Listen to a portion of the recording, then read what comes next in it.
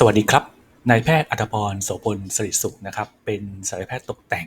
ตอนนี้อยู่ที่อัธพรคลินิกนะครับพหลโยธิน73นะฮะก็เมื่อวานนี้เนี่ยเราได้คุยกันถึงเรื่องของสารผู้ชายที่ฉีดสารมาแล้วก็ต้องการจะเอาออกแบบเป็นก้อนๆนะครับคือว่าไม่ได้จะออกทั้งหมดเลยนะครับวันนี้เนี่ยจะมาพูดถึงการผ่าตัดในแบบที่2ก็คือว่าเป็นการผ่าตัดที่เอาออกนะครับคนไข้ส่วนใหญ่จะฉีดมาตรงแกนมันถูกไหมฮะเพราะฉะนั้นเนี่ยเราก็จะเอาออกตรงแกนมันนะครับเมื่อเราออกตรงแกนมันเนี่ยนะฮะ แล้วเราก็จะทำเป็นแบบฝังถุงไข่นะครับซึ่งการรักษาจริงแล้วมันมีอยู่3แบบนะครับก็คือว่า หนึ่งก็คืออย่างที่เมื่อวานนี้ที่พูดไปก็คือตัดเฉพาะก้อนนะครับอันที่2ก็คือตัดหมดแต่ว่าฝังถุงไข่อันนี้เนี่ยแบบนี้เขาเรียกว่าเป็นแบบ2สเต็ปนะครับแล้วก็แบบที่3คือว่าทำแบบรอบเดียวนะซึ่งโดยปกติแล้วเนี่ยเราจะทำเป็นแบบรอบเดียวนะครับแต่ว่าเนื่องจากว่ายังหารูปที่มันเป็นรูปการ์ตูนเนี่ยรูปที่เป็นรูปบ้านเนี่ยยังหายากอยู่นะครับแต่ว่าถ้าหากว่าสนใจหรือว่าคนไข้สามารถที่จะทำแบบนั้นได้มีเงื่อนไขในการทำซึ่งจะเล่าให้ฟังต่อไปเนี่ยก็สามารถที่จะไปดูใน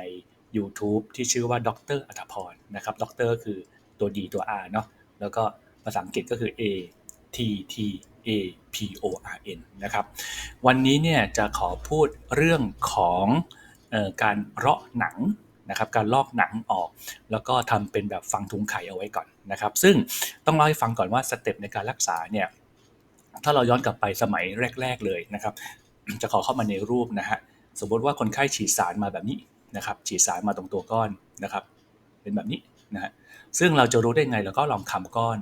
คนไข้ทุกคนเนี่ยสามารถที่จะคลำได้เองเลยก็คือว่าเอานิ้วคลำดูเราจะคำด้วยขอบเขตของตัวก้อนมันว่าก้อนมันเนี่ยขอบเขตถึงไหนนะครับตรงปลายอยู่ถึงไหนตรงโคนอยู่ถึงไหนนะครับลงสามารถเทียบคำว่ามันลงไปในถุงไข่ไหมนะครับลงไปในถุงไข่หรือเปล่าหรือตรงหัวเหนาเนี่ยมันลงไปในหัวเหนาหรือเปล่านะครับอันนี้เนี่ยสังคนไข้สามารถที่จะตรวจได้เองนะครับอันที่2เมื่อสมัยก่อนเนี่ยสมมติว่ามีก้อนอยู่ตรงนี้นะครับมีก้อนอยู่ตรงนี้นะครับการรักษาเมื่อสมัยก่อนนะย้อนกลับไป30 ปีที่แล้วแล้วกันนะครับนะเราก็จะตัดก้อนตรงนี้ออกตัดออกตัดออกตัดออกตัดออกตัดเสร็จปุ๊บแล้วก็เย็บเข้ามาหาชนกันเลยครับเย็บเข้ามาชนกันเย็บเข้ามาชนกันนะครับเย็บเข้ามาชนกันเลยนะฮะปัญหา ของการทำเมื่อสมัยก่อนก็คือว่าเมื่อเย็บเข้ามาเสร็จแล้วเนี่ยตัวแกนมันนะครับก็จะสั้นลงทันทีนะครับเพราะฉะนั้นถ้าหากว่าเราไปดูคอมเมนต์เก่าๆนานๆแล้วบางคนบอกว่าเอ๊ะผ่าตัดไอ้แบบเนี้ยนะครับนะแล้วมีปัญหาเรื่องแกนสั้นอันนี้เนี่ยเป็นการรักษาแบบสมัยดึกดำบรรพ์อาจจะเป็นในสมัยที่หมอยังไม่ได้มาเรียนด้วยซ้ำไปนะครับสมัยแบบที่2นะครับ สมัยแบบที่2ก็คือ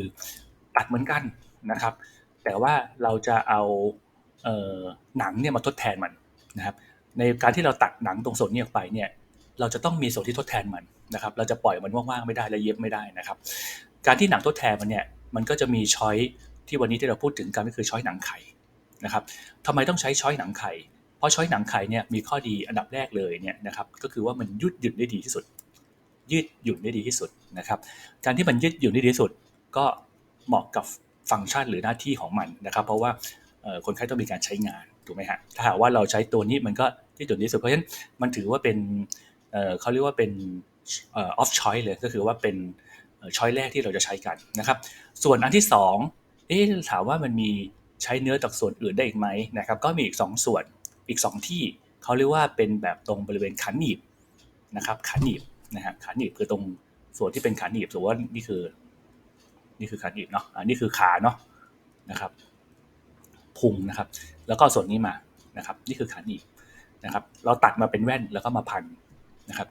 อีกแบบหนึ่งก็คือว่าเอาแบบต้นขามาเลยไถหนังตรงต้นขามาตรงนี้นะครับต้นขามาไถต้นขามาเป็นชิ้น1ชิ้นแล้วก็มาพันทั้งขาหนีบและต้นขาถือว่าเป็นช้อยที่ไม่ดีนะครับอันนี้เขาเรียกว่าเป็นสกินกราฟนะครับสกินกราฟก็คือว่าเป็นแผ่นบางๆเอามาพันนะครับใช้กันมากในคนไข้ที่เป็นแผลไหม้หรือแผลเบิร์นนะครับถ้าเราอยากจะรู้ว่าหนังเป็นแบบไหนเราก็ดูหนังคนไข้ที่เคยมีเบิร์นแล้วก็เอากราฟเนี่ยไปแปะนะครับใช้คล้ายหนังงูนะฮะข้อเสียก็คือว่ามันจะยืดหยุ่นได้ไม่ค่อยดีนะครับแต่ว่ามันก็จะเหมาะกับ การรักษาบางที่อย่างเช่นถ้าเราเป็นแผลไหม้แขนอย่างเงี้ยนะครับเราก็ใช้ตรงเนี้ยเข้าไปแปะมันนะครับเพราะแขนอาจจะไม่ได้ใช้ในการ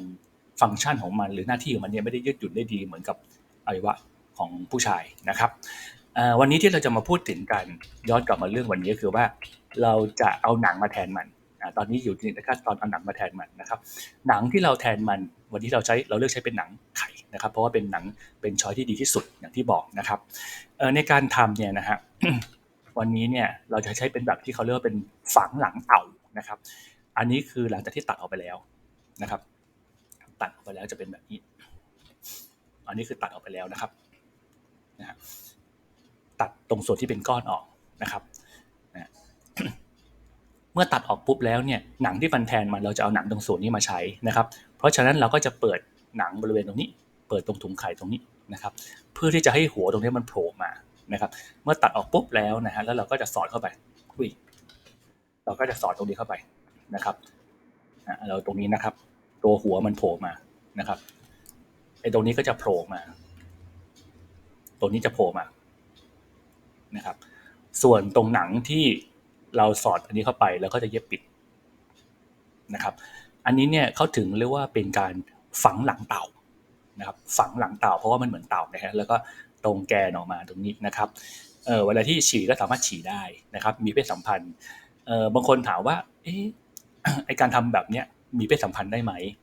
ตอบว่ามีได้นะครับมีเพศสัมพันธ์ได้แต่ถ้าเราดูจากรูปตามทฤษฎีแล้วเนี่ยคนจะสงสัยว่ามันสามารถมีเพศสัมพันธ์ได้อย่างไรนะครับทั้งที่ดูแล้วมันไม่น่าจะมีได้นะครับแต่ว่าต้องขอบอกว่าคนไข้ที่เราเจอที่ทำเนี่ยนะครับในคนจำนวนเยอะเลยตรงนี้หนังก็จะยืดหยุ่นได้ดีหนังยืดหยุ่นได้ดีนะครับการที่หนังยืดหยุ่นได้ดีเนี่ยคนไข้ก็สามารถที่จะใช้งานได้แม้ว่าอาจจะไม่สมบูรณ์แบบก็ตามทีนะครับเพราะฉะนั้นในการทำผ่าตัดเมื่อสมัยก่อนเนี่ย นะครับย้อนกลับไปสัก10 ปีแล้วกันนะครับ10-20 ปีเขาก็จะทำแบบเนี้ยการรักษาในคนไข้ที่ฉีดสารมาเนี่ยนะครับก็จบแค่นี้เองจบแค่นี้โดยที่ไม่ต้องมายกขึ้นเลยนะครับเพราะว่าคนไข้ส่วนหนึ่งก็ใช้งานได้นะครับรวมถึงณปัจจุบันนี้เนี่ยบางคนก็ทำถึงแค่นี้พอจบนะครับส่วนในกรณีที่บอกว่าตรงนี้เนี่ยมันก็ยังดูแบบอาจจะดูแปลกนิดนึงเพราะว่าตัวแกนมันกับตัวถุงไข่มันมาติดกันนะครับอันนี้ถึงเขาเรียกเป็นสเต็ปที่2อันนี้คือเป็นสเต็ปที่2อ่ะสเต็ปที่2คือสเต็ปของการยกขึ้นนะครับยกขึ้นก็อาจจะตัดแล้วยกขึ้นนะครับเพื่อที่จะแยกระหว่างตัวแกนกับตัวหนังไข่ออกนะครับเพราะฉะนั้นสรุปของเราก็คือว่าในการทำแบบวิธีนี้นะครับ